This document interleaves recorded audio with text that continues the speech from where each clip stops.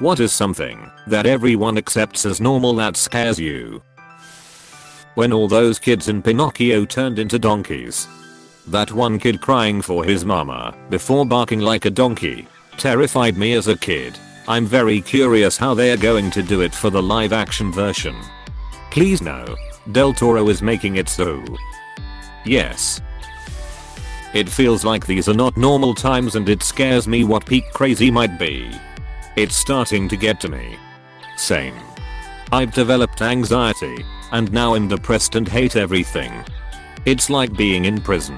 I have done nothing since March except gain weight, and I see you've gained the covered 19 pounds just like many others. I wish it would stopped at 19. Swimming in deep water, especially murky/unclear. Duck that shit, dude. Deep ocean crystal clear is just as scary, maybe more. I'll never forget the first time I dived in Hawaii and came across one of the shells down there.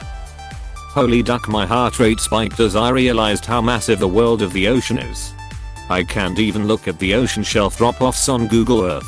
I about died while playing Manuscript Flight Sim during the hurricane. Came out underneath the storm with nothing but black looking water in every direction. Accidentally landed off the shore in the water one time and even that bothered me a bit. Ignoring the truth because it makes them uncomfortable. It's hilarious how many people will read this, think it doesn't apply to them, and scroll past it. You're not wrong. I've said for years now that I'd rather have the truth than believe false things. The problem is, we all have our preferred biases. Sometimes, I'll scroll past that uncomfortable truth before coming back to it for real before accepting it. One of the few things I'm 100% sure of is that there are some truths that I have yet to circle back on yet. That is, things I've already come across and dismissed as untrue. I also say that I'd rather only be wrong once. I know I've not lived up to that entirely though. Same here. I accept most things well, but some I have to really struggle with. I sometimes wish I could be content in ignorance. I seriously do, but I'm a picker. If I find out a little thing, I wanna know everything, and even if it shatters something I believed, I have to keep picking at it until I get satisfied. Recently my picking ruined that 70s show for me, and I'm kinda grieving that. I wasn't a fan, but I watched it with my late stepfather, and it had a sweet memory attached. Major news outlets deliberately leaving out information, selecting out misleading headlines, or having strong political biases/agendas. Practice media distancing. I have been largely, but in order to combat disinformation you need to be aware of the talking points, so you sort of need just dive in with healthy skepticism. Skepticism is a foreign concept to some. They just want to hear what they like to hear. The rapid increase in mass surveillance combined with the gathering and use of biometric data. I'm not usually a doomsday conspiracy theorist, but sprinkle a little advanced AI on top of that, and I'll go make myself a nice tinfoil hat. Watching our rights slowly get taken away and people consider it normal is definitely one of my great terrors. Like privacy. I mean, less than half a century ago people would have considered it conspiracy theories to say that companies know everything about you, your location and shit, and they sell your data all around. On that note, there's a book called The Circle that is basically like a modern version of 1984. It's terrifying, and the reason so is because I could actually see it happening. Bootifyouhav not high ng to high d. W high doyu carry. Duck everyone who uses this dumbus reasoning to hand wave mass surveillance and data harvesting for the express purpose of turning people into data points. Same reason why a cop has to have a warrant. I have nothing illegal in my house, but I'll be damned if I'll let them step one toe in without that piece of paper. Having no privacy when it comes to your personal data. People laugh and joke about the government watching them, but when they are actually watching they don't care, because well I'm not doing anything. My response to that is to imagine using public restrooms and never being allowed to close a stall door. Imagine never being able to lock your house up at night, or locking your car doors. It's not about being a law-abiding citizen. It's about protecting what is rightfully yours, and not allowing an oppressive force take it from you. Once they realize they can do something, The govt will do that thing. Plus I feel like we should be getting some amount of money for the data that big tech companies farm from us. Fine then, but I'm still taking a shit. And there's gonna be a lot of heavy eye contact involved. Biking in traffic. When that motorbike rips by between lanes right before you were planning to merge. Oh god, duck everything about that. I was on the Jersey Turnpike over the weekend and a literal horde of bikers came zooming up past me. I was already doing 90, so who knows how fast they were going. They're winging in and out of lanes, in between cars, and one swipe even cut off a semi right as the gap between it and the car in front of him closed.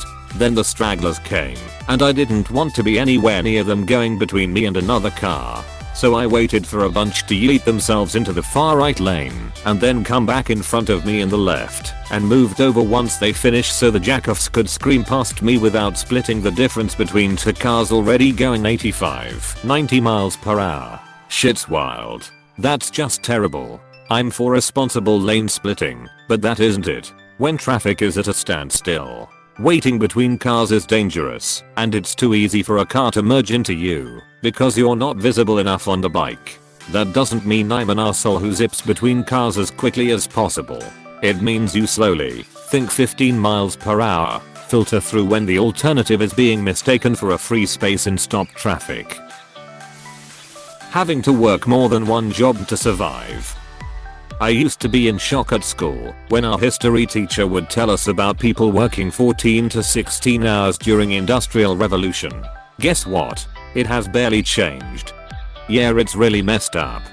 Minimum wage isn't even living wage.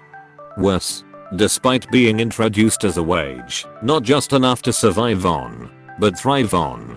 And any company that wouldn't pay it not deserving to be in business. Now people argue it was never meant to be enough to live off of. Look it up.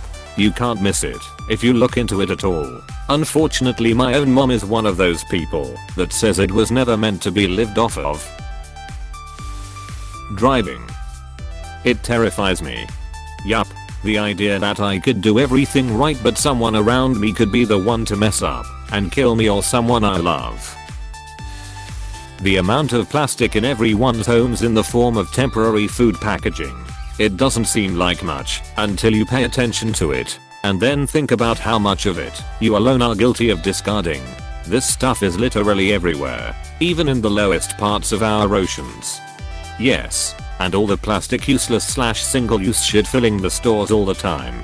All the poorly made soon to fall apart crap at the dollar store.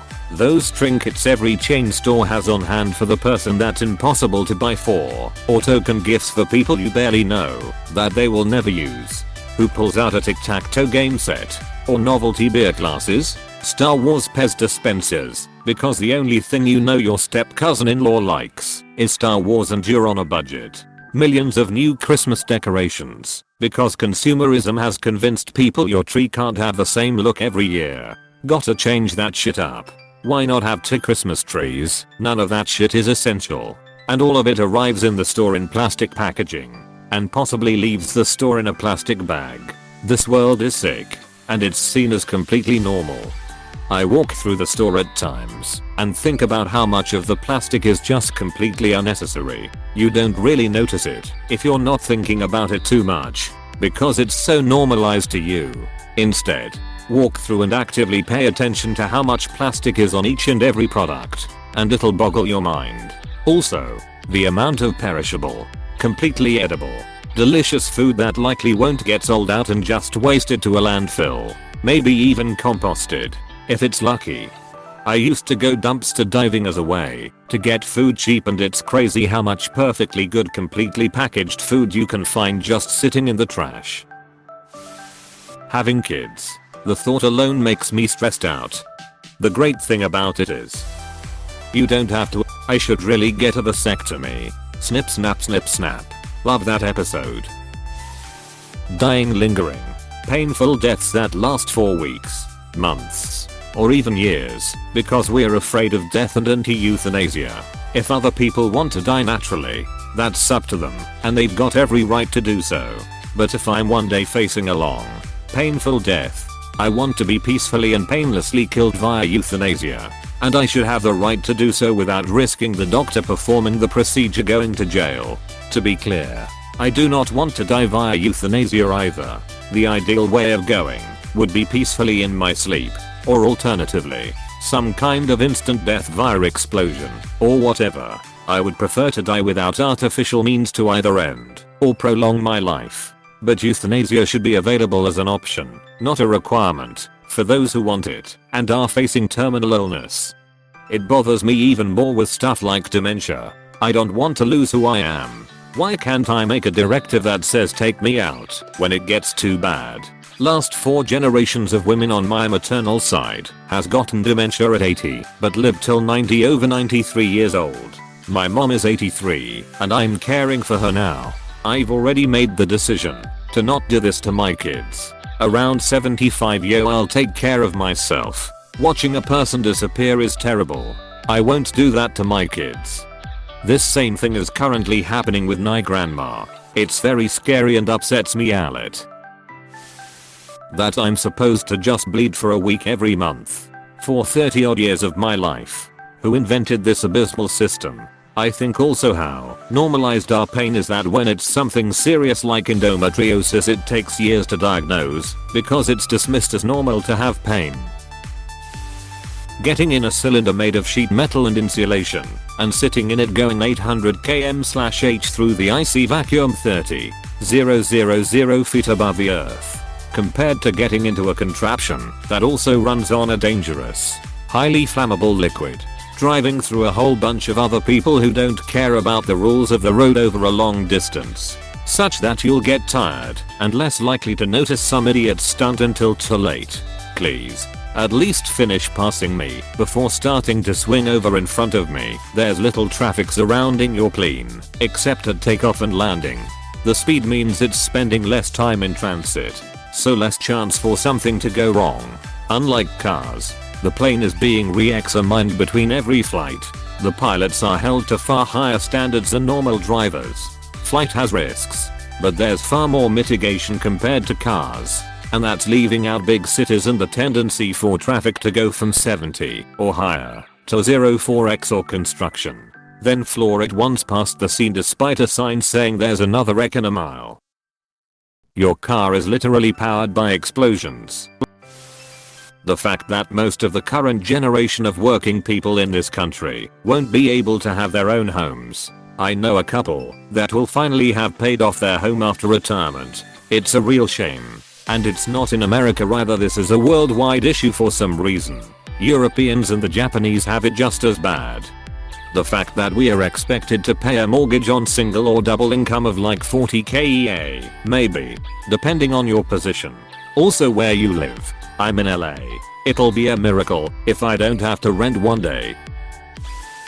Child beauty pageants. I don't know if I would say that everyone accepts these as normal, but the fact that they are still around and still pretty popular is concerning. Thank you. There is nothing normal about this. Disgusting. The fact that most people on this planet will have to work for at least 40, 50 plus years of their entire lives. Edited to 50 plus years. Even more depressing. 50 years is closer to accurate for most people. Yeah, my parents are retiring at 70 and I started working summer jobs at 15. Family business, so it seems about right. You have to also consider that many elderly do unpaid work like babysitting their grandkids or small chores around the house. Saying no or telling someone they don't want to do something. Setting boundaries. Stuff like that is hard to do. I keep thinking of how I'm disappointing the person, hurting their feelings, or making them angry. And the reason it is so hard to do is because everyone has normalized overstepping boundaries. For instance, you start a new job and your coworkers ask questions to get to know you, but the questions start to become more and more personal, and you begin to feel more and more uncomfortable. Do you politely refuse to answer these personal questions? If you do, chances are your coworkers will become unfriendly and hostile towards you because you are stuck up or unfriendly, which leads to another extremely frustrating thing that people have normalized: extreme passive aggression. The world is full of predators anymore. Yes, It's awful how common this is. Having the news on all day long. I don't know how people can watch that propaganda. I turn off any channel. You can brainwash others but not me. The people I live with use it like a goddamn lifeline, I swear. And they're sad I hide in my room all day. Yeah, I don't wanna do that shit either, but I can't even get a drink without getting barraged by it. Casual destruction of our environment. Not everyone, but definitely far too many people are okay with driving high. People I know do it daily. Many of those people believe it makes them a better driver, or they've done it for long enough that they're fine. I agree with you. I have seen dashcam footage where police officers pulled over a teenager who was driving high. He wobbled more than a drunk while doing the sobriety test. They initially pulled him over because he ran a red light. Some people argue that driving high may not be the same as driving drunk. How I see it is that driving high is still definitely not the same as driving sober. 100%. The argument to justify it is always it's not as bad as driving drunk, which may be true. That doesn't mean it's okay to do. Hey, thanks for watching, and don't forget to subscribe.